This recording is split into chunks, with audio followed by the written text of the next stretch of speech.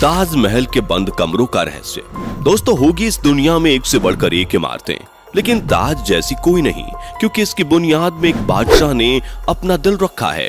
दोस्तों, ताजमहल कला का वो खूबसूरत उदाहरण है जिसे 17वीं शताब्दी के मुगल सम्राट शाहजहां ने अपनी सबसे चहेती बेगम मुमताज महल के लिए उसकी याद में बनवाया था।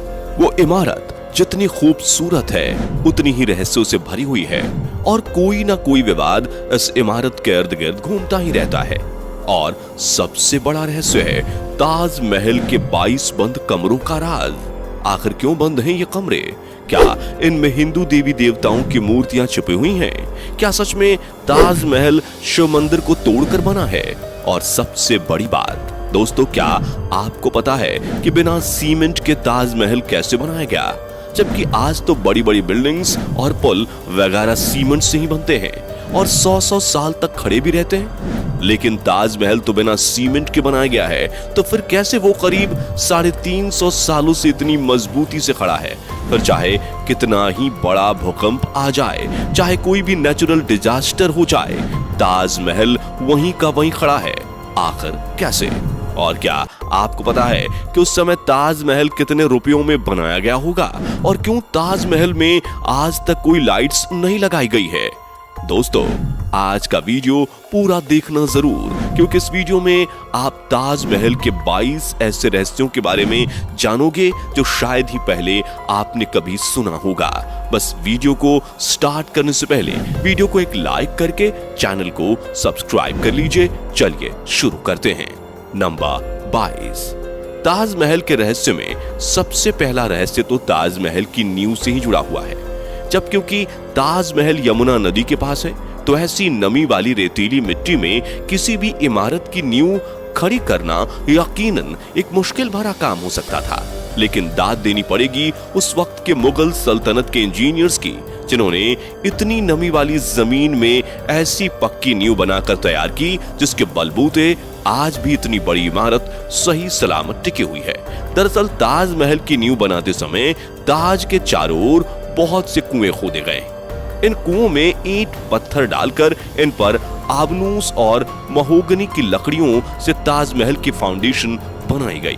ये कुएं ताज की नींव को मजबूत बनाते हैं।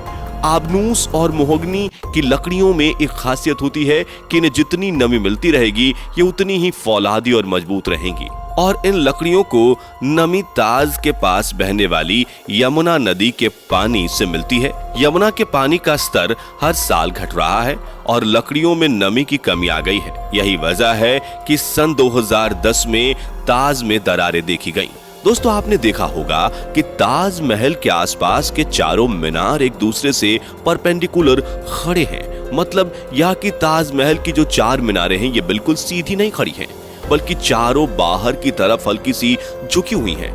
और इन्हें ऐसा ही बनाया गया था ताकि भूकंप जैसी आपदा आने पर अगर ये गिरे भी तो बाहर की तरफ गिरे। दरअसल ऐसा इसलिए किया गया है कि अगर कभी जोर का भूकंप आता भी है तो वह चारों मीनार ताजमहल से दूर जाकर गिर जाएं और इस तरह भूकंप के झटके ताजमहल तक पहुंचने से पहले ही इन मीनारों में ऑब्जॉर्ब हो जाएं और ताजमहल को कोई नुकसान ना पहुंचे। नंबर 20। हजारों टूरिस्ट जो ताजमहल देखने आते हैं वो ये नहीं जानते कि वो जो सामने देख रहे हैं वो ताज का पिछला हिस्सा है। दरअसल जो शाही दरवाजा है वो नदी के किनारे दूसरी तरफ है। आज ज्यादातर टूरिस्ट ताज को वैसा नहीं देख पाते जैसा कि शाहजहां चाहते थे। मुगल काल में ताज तक पहुंचने के लिए नदी ही एक मुख्य रास्ता थी और ये एक तरह का हाईवे था। बादशाह और उनके मेहमान नाव में बैठकर यहाँ आते थे। नदी के किनारे एक चबूतरा हुआ करता था। नदी बढ़ती गई और वो बहुत पहले ही नष्ट हो गया। बादशाह और उनके मेहमान उसी चबूतरे से ताज आया करते थे। नंबर 19। दोस्तों, ये कहा जाता रहा है कि शाहजहां ने ताजमहल बनाने वाले वर्कर्स के हाथ कटवा दिए थे, लेकिन ये बात एक अफवाह जैसी लगती है क्योंकि इस बात का कोई प्रमाण मौजूद नहीं है। बहुत से इतिहासकारों का मानना है कि शाहजहां ने वर्कर्स और कारीगरों को जिंदगी भर की पगार देकर उनसे इकरारनामा लिखवाया था कि वो ऐसी कोई दूसरी इमारत नहीं बनाएंगे, क्योंकि 20,000 वर्कर्स जिन्होंने ताजमहल बनाया था, क्या एक ही दिन में उन सब के हाथ काटना मुमकिन लगता है? क्या सबको एक एक करके बुलाया गया कि आओ यह दिन इतने मजदूर के हाथ काटेंगे और उस दिन इतने मजदूर के हाथ काटेंगे? अगर ऐसा होता तो जैसे ही हाथ कटने शुरू होते तो बहुत से मजदूर भाग खड़े होते और हिस्टोरिकली देखा जाए तो इस चीज का जीरो एविडेंस है। नंबर 18, कुतुब मीनार भारत की सबसे ऊंची मीनार है, लेकिन शायद आपको जानकर हैरानी होगी कि ताजमहल की ऊंचाई कुतुब मीनार से भी ज्यादा है। ताजमहल 73 मीटर ऊंचा है, जबकि कुतुब मीनार की ऊंचाई 72.5 मीटर है। नंबर 17, ताजमहल के साथ में उसके 22 कमरों का रहस्य भी जुड़ा हुआ है, जिसके बारे में लोगों का कहना है कि उन 22 कमरों में हिंदू देवी देवताओं की मूर्तियां बंद हैं। दरअसल दोस्तों, जब यह अफवाह ज्यादा फैलने लगी और कुछ मीडिया वालों ने सोशल मीडिया पर डिबेट को जबरदस्ती जारी रखा, जिसके चलते ASI के सोर्सेज ने इंडियन एक्सप्रेस को बता दिया कि जो 22 रूम्स हैं, असल में ये रूम्स नहीं है, बल्कि यह एक लंबा सा कॉरिडोर है जिस पर दरवाजे लगाए गए हैं। और ऐसा भी नहीं है कि इन बंद दरवाजों को सदियों से खोला ना गया हो।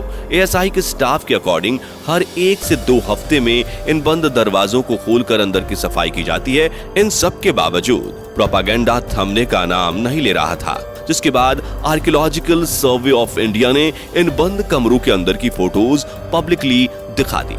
ये देख लो, इन कमरे के अंदर का नजारा कुछ ऐसा दिखता है। आगरा के ASI चीफ AK पटेल ने इंडिया टुडे को बताया कि ये पिक्चर्स अब ASI की वेबसाइट पर लाइव आपको मिल जाएंगी और कोई भी इन पिक्चर्स को देख सकता है उनकी वेबसाइट पर जाकर।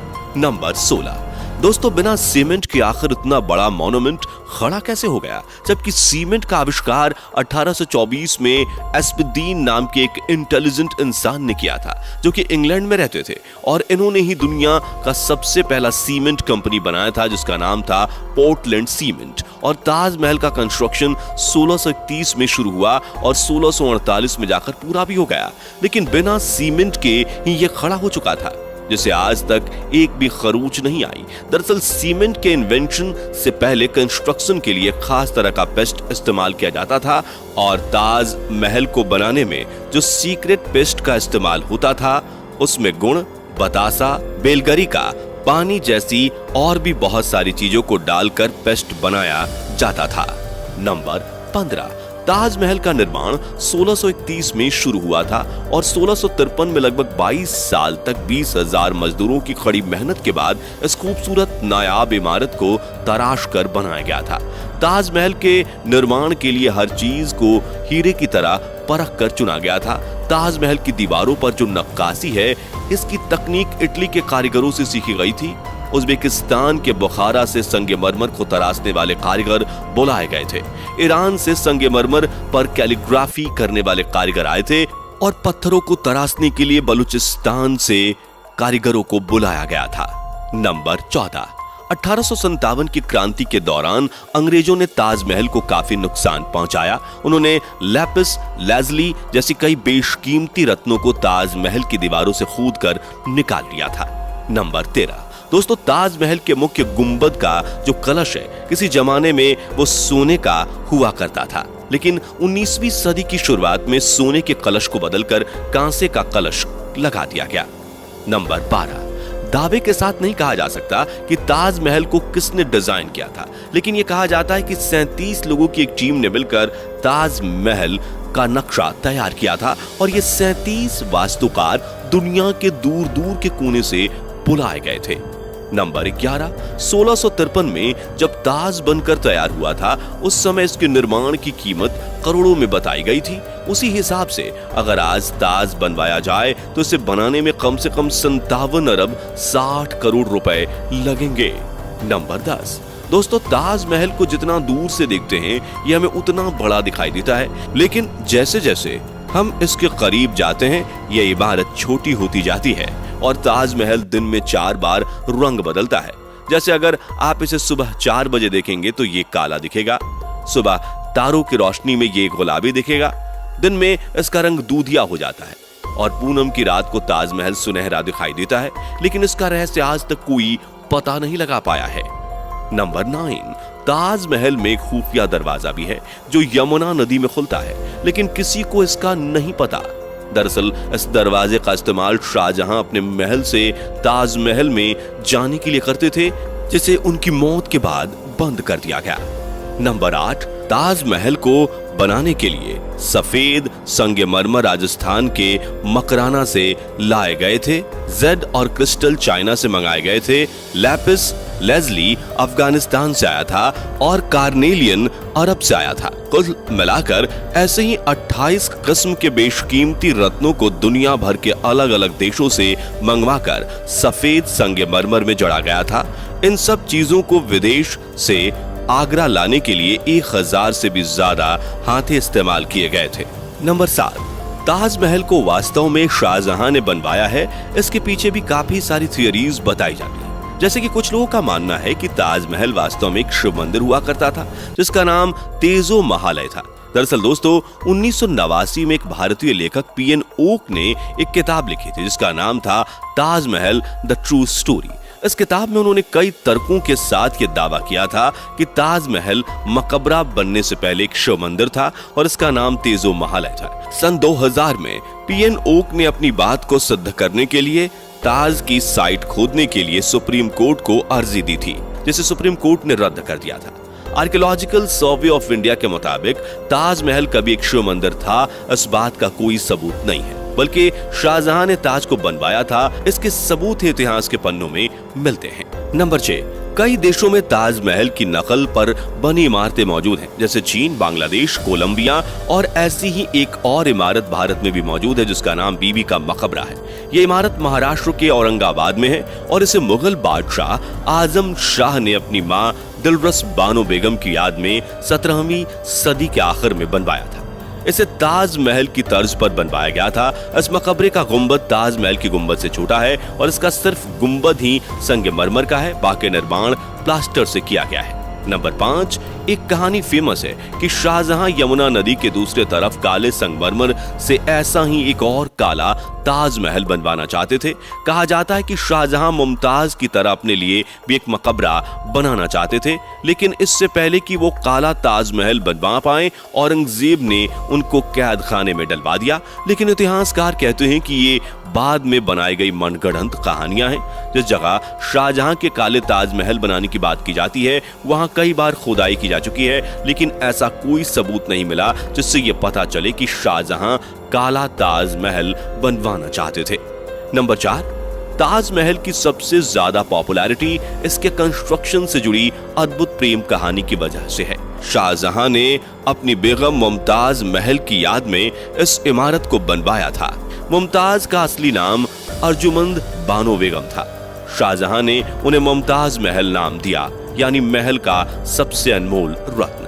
महज 38 साल की उम्र में अपनी 14वीं संतान को जन्म देते वक्त मुमताज की मौत हो गई। उस वक्त वो बुहारनपुर में थी। अपनी बेगम की मौत से बादशाह बेहद दुखी हुए, जैसे कि उनकी जिंदगी बर्बाद हो गई और आखिर में उनकी याद में शाहजहां ने ताज को बनवाने का फरमान जारी किया।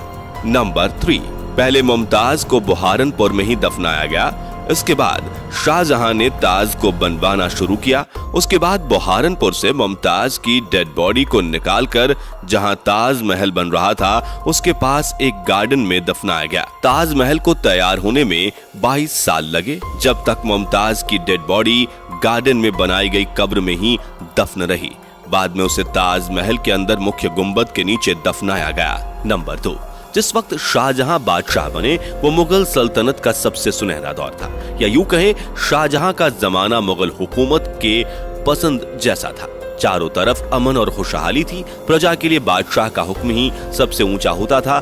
शाहजहां की बादशाहत में लड़ाइयां नहीं होती थी। वो जबरदस्त शानो शौकत, ऐशो इशरत का दौर था। बादशाह को बड़ी बड़ी इमारतें बनवाने का शौक था। उन्होंने मुगल वास्तुकला के साथ भारत के प्राचीन इतिहास को मिला दिया था। नंबर 1, शाहजहां जानते थे कि ये दौलत, ये ताकत, ये शानो शौकत एक दिन सब खत्म हो जाएगा। उन्होंने सोचा कि कुछ ऐसी यादगार चीज बनाई जाए जो हमेशा रहे, और शाहजहां ने अपनी पत्नी की याद में ताज को बनवाया। आज बादशाह ही नहीं रहे, उनकी हुकूमत नहीं रही और उनकी सल्तनत को भी खत्म हुए कई जमाने गुजर गए। बस एक ताज है जिसने बादशाह की सदियों पुरानी प्रेम कहानी को खुद में संजोए रखा है। प्रकृति की गोद में चांद सी जगमगाती ये भव्य इमारत सदियों से दो प्रेमियों के प्यार की अमर कहानी सुनाती आई है और सदियों तक सुनाती रहेगी। दोस्तों उम्मीद करते हैं कि आज की ये वीडियो आपको जरूर पसंद आई होगी। साथ ही आप किस शहर में रहते हो और क्या आपने ताजमहल देखा है, हमें कमेंट करके बताइए और चैनल को सब्सक्राइब करके वीडियो को ज्यादा से ज्यादा शेयर जरूर करें ताकि यह जानकारी हर किसी को मिल सके। और दोस्तों आप किस तरह का वीडियो देखना चाहते हैं हमें जरूर बताएं।